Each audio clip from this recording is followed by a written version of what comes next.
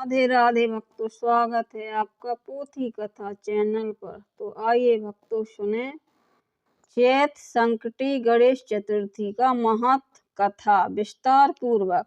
एक समय की बात है जब कैलाश में माता पार्वती और भगवान गणेश विराजमान थे, तब 12 माह की गणेश चतुर्थी का प्रसंग चल रहा था। तब माता पार्वती ने कुतूहलवश भगवान गणेश से पूछा, हे पुत्र, चैत माह की कृष्ण पक्ष की चतुर्थी को तुम्हारे किस स्वरूप की पूजा की जाती है, उसका विधान क्या है, वो मुझसे कहो।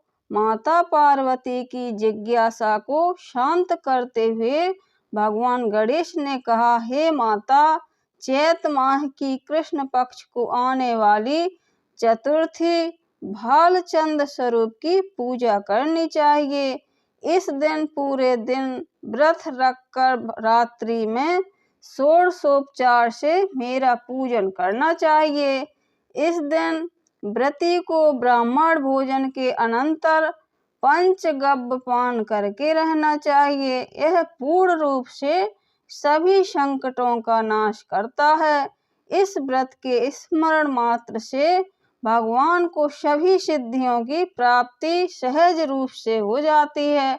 अब माता, मैं आपको इस व्रत से जुड़ी एक कथा से अवगत कराने जा रहा हूँ, अतः आप इसे ध्यान पूर्वक सुनिएगा। चैत संकटी गणेश चतुर्थी की कथा। सतयुग में मकरध्वज नामक एक राजा हुए थे। वे परम प्रजापालक थे। उनके राज्य में सभी लोग सुखी और समृद्ध जीवन व्यतीत कर रहे थे। सभी वर्ण के लोग अपने धर्म को पूर्ण निष्ठा से पालन किया करते थे। प्रजा निरोगी और स्वस्थ जीवन व्यतीत करते थे। प्रजा में चोर, डाकू आदि का कोई भय नहीं था। नगर में रहने वाले सभी लोग उदार, दानी, धार्मिक, बुद्धिमान और सुंदर थे। इतना सुंदर राज्य होने के पश्चात राजा पुत्र सुख से वंचित थे। पुत्र रत्न की प्राप्ति हेतु उन्होंने कई यत्न किए। अंत में महर्षि याज्ञवल्क्य जी की कृपा से उन्हें पुत्र धन की प्राप्ति हुई। पुत्र रत्न की प्राप्ति होने पर राजा की खुशी का कोई ठिकाना नहीं रहा भक्तों। अब वो अपने राज्य का संपूर्ण कार्यभार अपने मंत्री धर्मपाल को सौंप दिया। विभिन्न प्रकार के खेल खिलौने से अपने राजकुमार का पालन पोषण करने लगे। यहाँ राज्य का शासन अपने हाथों में आ जाने से मंत्री धर्मपाल धन धान से संपन्न हो गए। मंत्री महोदय को एक से बढ़कर एक पुत्री की प्राप्ति हुई। सभी पुत्रों का विधि विधान से पूरे हर्षोल्लास के साथ विवाह संपन्न किया गया। अब सभी मार्थ पुत्र धन का उपभोग बड़े जतन से करने लगे। परिवार के सभी सदस्यों में सबसे छोटे पुत्र की पुत्रवधू बहुत धर्मपरायण थी। वो भगवान गणेश की परम भक्त थी। चैत माह के कृष्ण पक्ष की चतुर्थी आने पर उसने भगवान गणेश की पूर्ण श्रद्धा से आराधना और पूजा की। उनका व्रत अनुष्ठान भी किया। पूजन और व्रत से विचलित होकर सास अपनी पुत्र वधू से कहने लगी, अरे क्या तंत्र मंत्र द्वारा मेरे पुत्र को अपने बस में कराने के उपाय कर रही है। अपनी सास द्वारा बारंबार निषेध किए जाने पर भी अपनी पुत्र वधू में कोई बदलाव आता न देख सास पुनः बोली, अरे दुष्टा, मेरे बार बार कहने पर तू मेरी बात को अनदेखा कर रही है। मैं तुझे पीट कर ठीक कर दूंगी। मुझे यह सब तांत्रिक अभिचार पसंद नहीं है। अपनी सास की बात सुन पुत्र वधू ने विनम्रता से कहा, हे सासू माँ, मैं संकट नाशक भगवान गणेश का व्रत कर रही हूँ। यह व्रत अनुष्ठान करने से मनोवांछित फल की प्राप्ति होती है। अपनी पुत्र वधू की बात सुन क्रोधवश सासु ने अपने पुत्र से कहा, हे पुत्र, तुम्हारी वधू जादू टोने पर उतारू हो गई है। मेरे बार बार समझाने पर भी उसने मेरी एक न सुनी। अब तुम ही इसे मारकर उसकी अकल को ठिकाने लेकर आओ। मैं किसी गणेश जी को नहीं मानती। वे कौन हैं और उनका व्रत कैसे होता है? हम लोग तो राजकुल से हैं। हमारी भला किस विपत्ति में वो आकर सहायता करेंगे। माता की आज्ञा को मानते हुए उसके पति ने उसे मारा और पीटा। इतनी पीड़ा को सहन करते हुए भी उस पुत्र वधू ने व्रत को पूर्ण किया।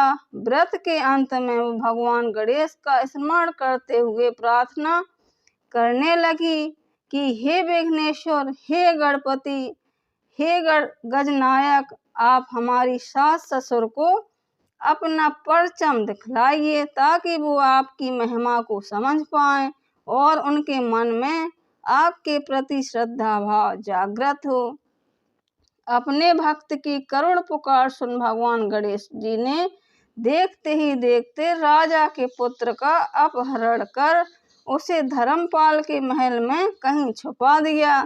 उसके बाद राजकुमार सभी वस्त्र अलंकारों को उतारकर राजमहल में फेंक दिए और खुद अंतर्ध्यान हो गए। इधर राजा ने प्रेम पूर्वक अपने पुत्र को पुकारा, किंतु उन्हें कोई प्रति उत्तर नहीं मिला। प्रति उत्तर न मिलने पर उन्होंने शीघ्रता से पुत्र की खोज शुरू कर दी। राजा को अपने महल में पुत्र की पुष्टि न होने पर वो शीघ्रता से मंत्री धर्मपाल के महल में गए।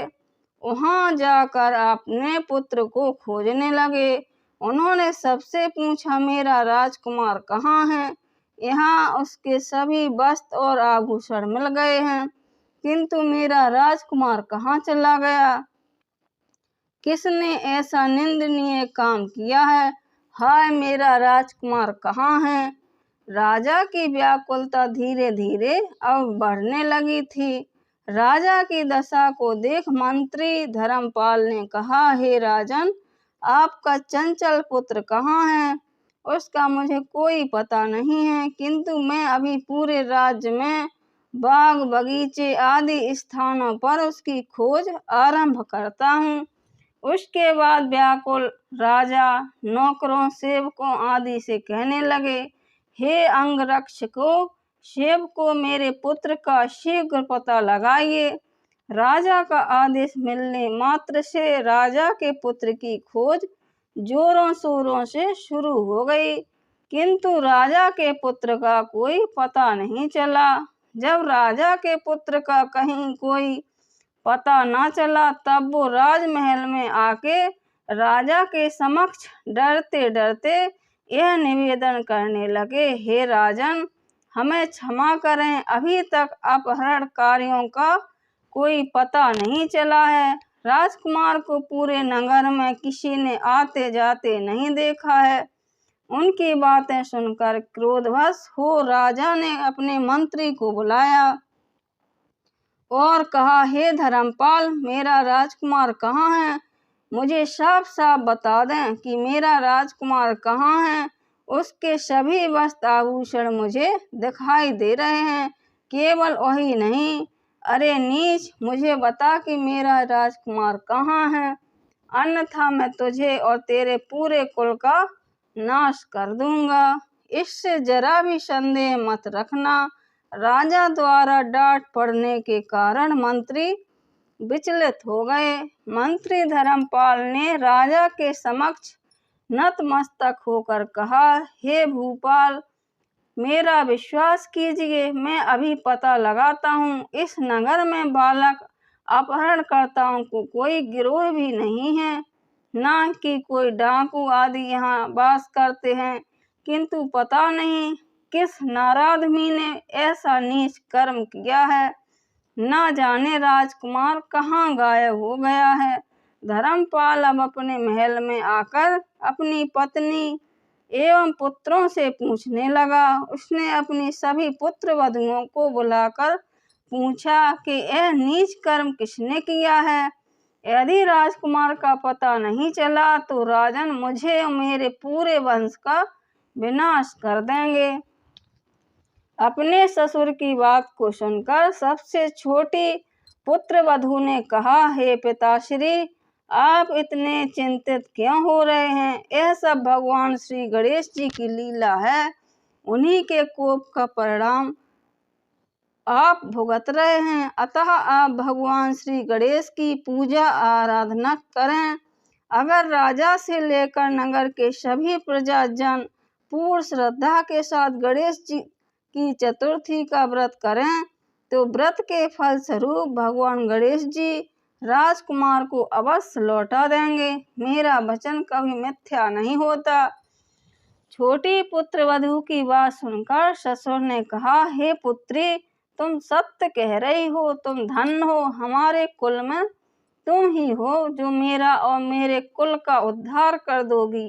भगवान गणेश जी की पूजा कैसे की जाती है वो मुझे बताओ। हे सुलक्षणी, मैं मंद बुद्धि होने के कारण भगवान गणेश के व्रत की महिमा नहीं जानता हूँ।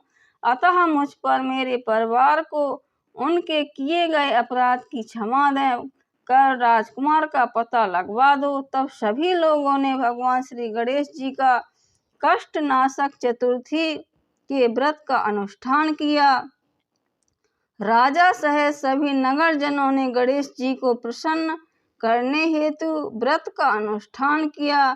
सभी के व्रत अनुष्ठान के प्रभाव से गणेश जी प्रसन्न हो गए और देखते ही देखते सभी लोगों के सामने उन्होंने राजकुमार को प्रकट किया।